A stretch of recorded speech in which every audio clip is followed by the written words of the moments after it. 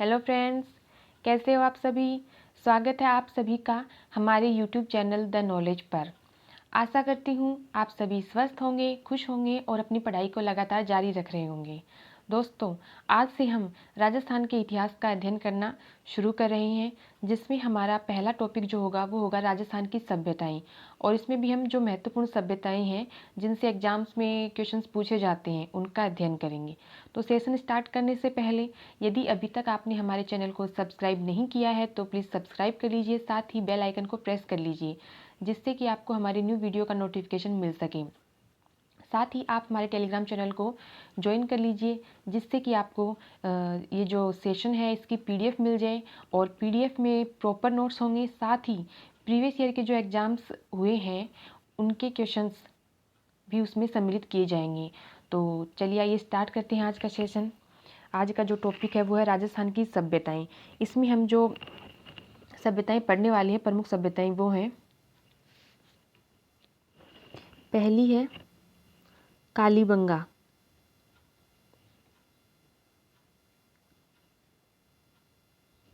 उसके बाद है गणेश्वर, तीसरी जो सभ्यता है वो है बैराठ, चौथी जो सभ्यता है वो है बालाथल,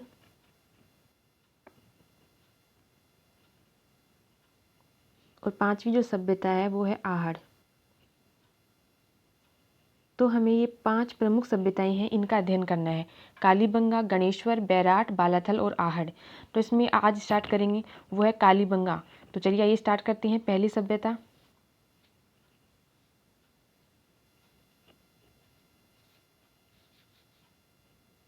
कालीबंगा सभ्यता जो है वो राजस्थान के हनुमानगढ़ जिले में है।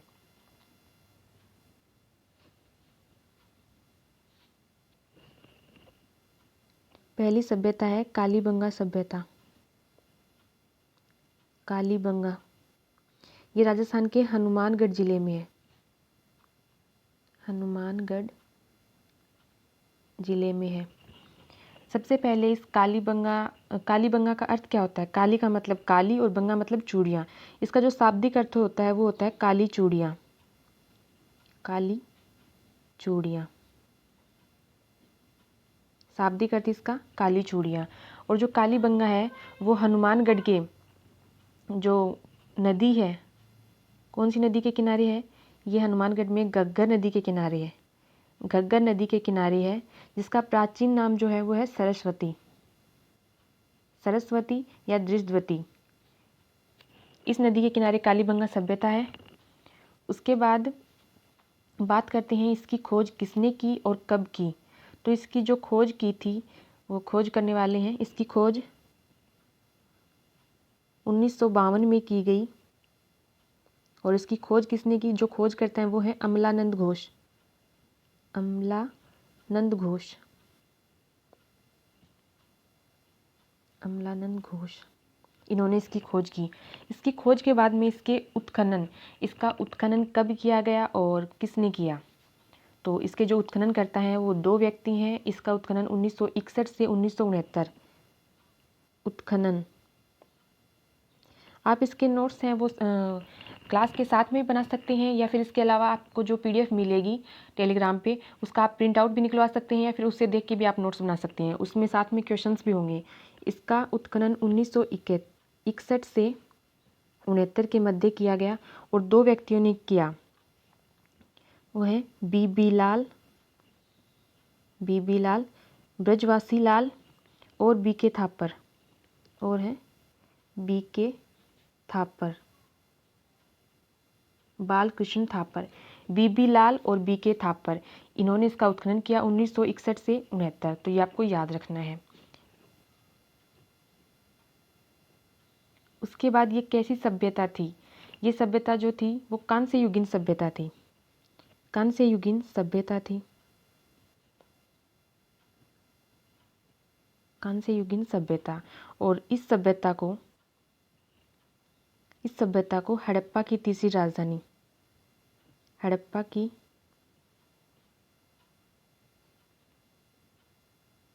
थर्ड राजधानी जिन्होंने कहा, हड़प्पा की तीसरी राजधानी किन्होंने कहा?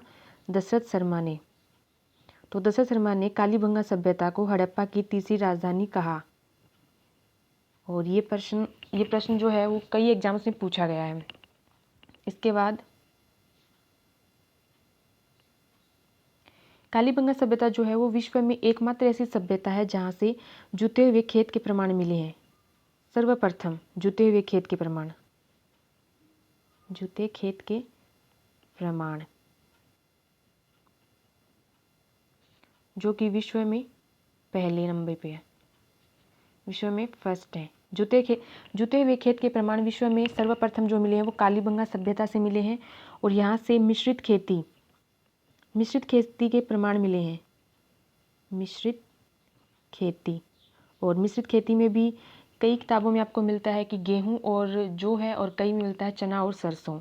तो हम दोनों ही लिख लेते हैं, गेहूं व जौ, गेहूं व जौ, या फिर चना और सरसों, चना व सरसों।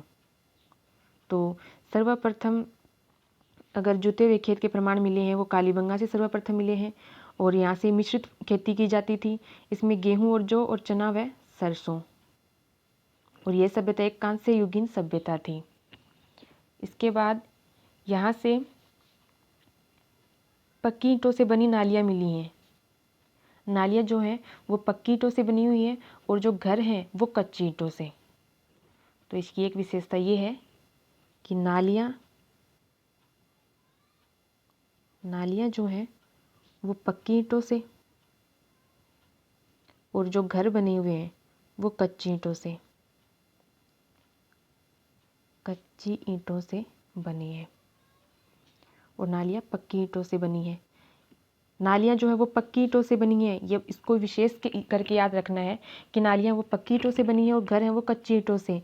और कच्ची ईंटों से बने होने के कारण इस सभ्यता को दीनहीन बस्ती कहा जाता है। क्या कहा जाता है इसको? दीनहीन बस्ती, दीनहीन बस्ती कहा जाता है, क्योंकि ये कच्ची ईंटों से बनी है इसलिए। इसके बाद यहाँ पे जो ईंटें मिली हैं वो अलंकृत ईंटें मिली हैं। कच्ची ईंटें भी मिली हैं, पक्की ईंटें मिली हैं, जिसमें कच्ची ईंटों का जो उपयोग है वो घर बनाने में किया जाता था, और पक्की ईंटों का नालियाँ बनाने में। और जो ईंट है वो अलंकृत मिली हैं। ईंट कैसी मिली है? अलंकृत।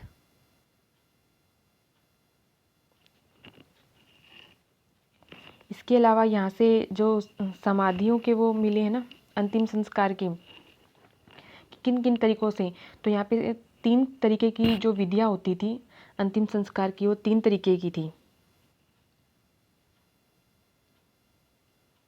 अंतिम संस्कार, इसकी 3 विधियाँ।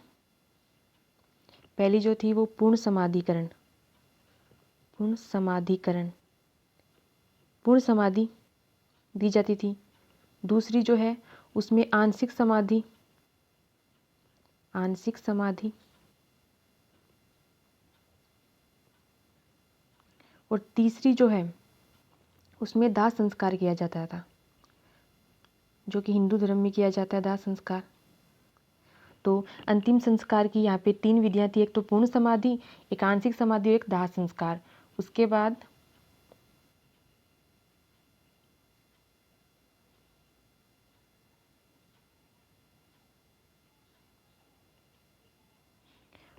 यहाँ पे जो लिपि है वो इसकी कालीबंगा सभ्यता की जो लिपि है वो सैंधव लिपि है। लिपि जो है वो सैंधव लिपि। और ये जो लिपि होती है ये दाएं से बाएं तरफ लिखा जाता है इसको, दाएं से बाएं। और इस लिपि को अभी तक पढ़ा नहीं जा सका है, अभी तक पढ़ा नहीं गया है, पढ़ा नहीं गया। तो जो लिपि है वो सैंधव लिपि है, जो कि दाएं से बाएं, और अभी तक इस लिपि को पढ़ा नहीं गया है। उसके बाद आते हैं, उसके बाद यहाँ पे अग्निवेदिकाएँ मिली। यहाँ पे 7 अग्निवेदिकाएँ मिली हैं, 7 अग्निवेदिकाएँ, 7 अग्निवेदिकाएँ,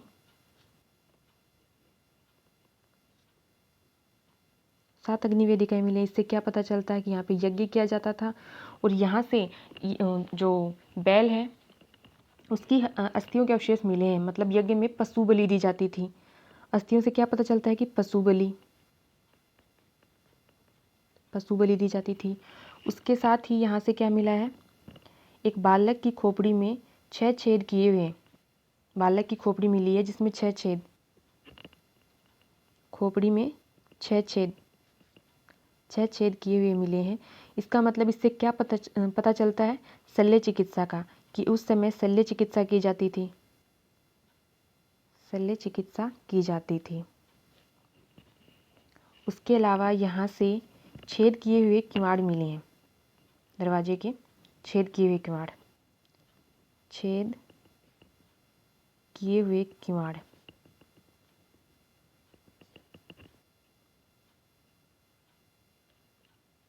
छेद किए हुए किवाड़ मिले हैं। और इसके अलावा यहाँ से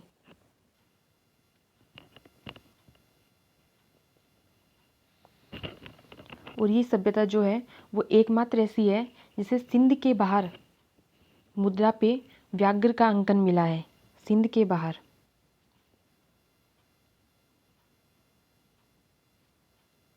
सिंध के बाहर मुद्रा पर किसका अंकन है, मुद्रा पर व्याघ्र का अंकन मिला है, और जो एकमात्र है,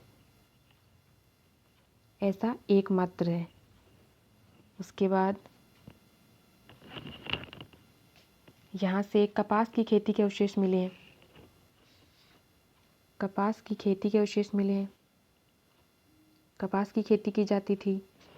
मिश्रित खेती हमने बता दिया। साथ ही यहाँ से जो पशु हैं वो बैल और अन्य पालतू पशुओं की मूर्तियाँ मिली हैं। और यहाँ से बैल व बारहसिंगा, इसकी अस्थियाँ मिली हैं, बारहसिंगा की अस्थियाँ मिली हैं। बैल और बारहसिंगा की अस्थियाँ मिली हैं। साथ ही यहाँ से जो लकड़ी, धातु और मिट्टी के खिलौने मिले हैं। और इसके अलावा यहाँ पे जो सड़कें हैं वो एक दूसरे को समकोण पर काटती हैं। सड़कें क्या हैं, सड़कें समकोण पर काटती हैं, समकोण पर काटती हैं।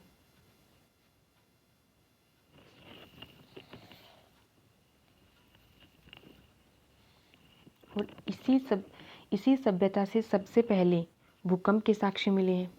भूकंप के साक्ष्य अगर मिले हैं किसी सभ्यता से सबसे पहले, तो वो कहाँ से मिले हैं, कालीबंगा से ही मिले हैं भूकंप के साक्ष्य, भूकंप के साक्ष्य। उसके अलावा जब शव का दाह संस्कार किया जाता, समाधि दी जाती थी, तो उस साथ में कलश, तो यहाँ से कलश समाधान के अवशेष मिले हैं। साथ ही यहाँ पे जो मोहरें मिली हैं जो यहाँ पे, वो बेलनाकार मोहरें मिली हैं। कैसी मोहरें मिली हैं, मोहरें जो हैं वो बेलनाकार मोहरें हैं, बेलनाकार मोहरें मिली हैं। जुते हुए खेत, ये बता दिया आपको। और ये जो स्टार्टिंग में हमने इसको डिस्कस नहीं किया था कि कालीबंगा किस भाषा का शब्द है, तो कालीबंगा जो है वो सिंधी भाषा का है। ये आप साथ में नोट कर लीजिए, साथ के साथ कि कालीबंगा वो सिंधी भाषा का शब्द है। उसके बाद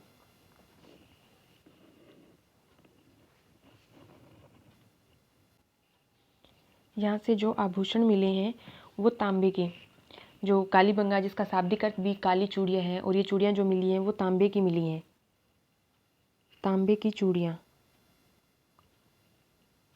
तांबे की चूड़ियाँ, तांबे की चूड़ियाँ मिली हैं। इससे क्या पता चलता है कि इस समय मानव जो है वो ताम्र युग में प्रवेश कर चुका था, ताम्र युग में प्रवेश कर चुका था। साथ ही अंतिम संस्कार की बात हो चुकी है। और जो खेत में जो पद्धति अपनाई जाती थी वो ग्रिड पैटर्न पे, खेत में ग्रिड पैटर्न पद्धति अपनाई जाती थी। साथ में फसलों का हो गया कि यहाँ पे मिश्रित फसलें जिसमें चना या सरसों या गेहूँ या जौ था, और कपास की खेती के अवशेष मिले हैं। अंतिम संस्कार की 3 विधियाँ थी, और बैल और बारहसिंगा मिले हैं। जो नालियाँ हैं वो पक्की ईंटों से बनी हुई थी, घर है वो कच्ची ईंटों से। मोहनजोदड़ो में घर जो है वो पक्की ईंटों से। इसमें ये डिफरेंस है मोहनजोदड़ो और कालीबंगा में। मोहनजोदड़ो में क्या था, मोहनजोदड़ो में घर जो थे, मोहनजोदड़ो में घर जो थे वो पक्की ईंटों के थे, पक्की ईंटों से बने थे।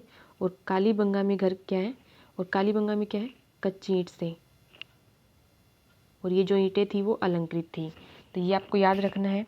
तो ये थी हमारी कालीबंगा सभ्यता। और इसमें एक और था कि इसमें दुर्गीकृत पद्धति थी। दुर्गीकृत मतलब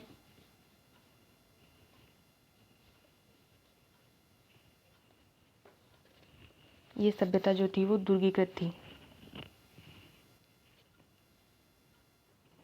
जिसमें पश्चिमी भाग जो है ना,